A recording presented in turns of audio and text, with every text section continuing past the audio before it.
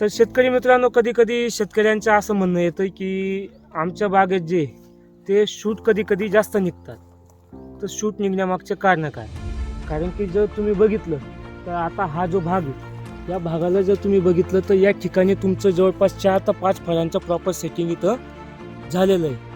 पण जर तुम्ही बघितलं या झाडांच्या तुमच्या पोसण्यासाठी जे तुमचं फोटोसिंथेसिस वाढ आहे, तर त्या फोटोसिंथेसिससाठी झाडानं नैसर्गिकरित्या पुढं वाढ केलेली आहे, पुढं नैसर्गिकरित्या फूट निघालेली आहे. आणि या फुटीमध्ये जर बघितलं तुम्ही तर हे जे पाल्याचा लोड आहे की ज्याला टेक्निकल टर्ममध्ये आपण लीफ एरिया इंडेक्स म्हणतो किंवा लीफ एरिया म्हणतो, जर लीफ एरिया तुमचा चांगला असेल तर तिथं फोटोसिंथेसिस जास्त होईल.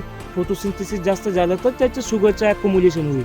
तर हे झाडामध्ये त्याचं नैसर्गिक एक मेकॅनिझम असतं की ज्या नैसर्गिक मेकॅनिझमला आपण डिस्टर्ब करत असतो.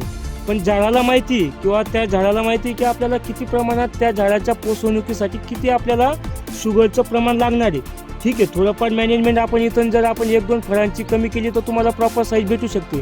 पण हे नैसर्गिकरित्या झाडानं डेव्हलप केलेलं एक उत्तम उदाहरण आहे की या एवढ्या फळांच्या पोषणुकीसाठी तुम्हाला एवढ्या पानांची गरज होती आणि झाडानं नैसर्गिकरित्या तेवढ्या फांद्या तेवढे पानं या ठिकाणी मेंटेन केलेले आहे.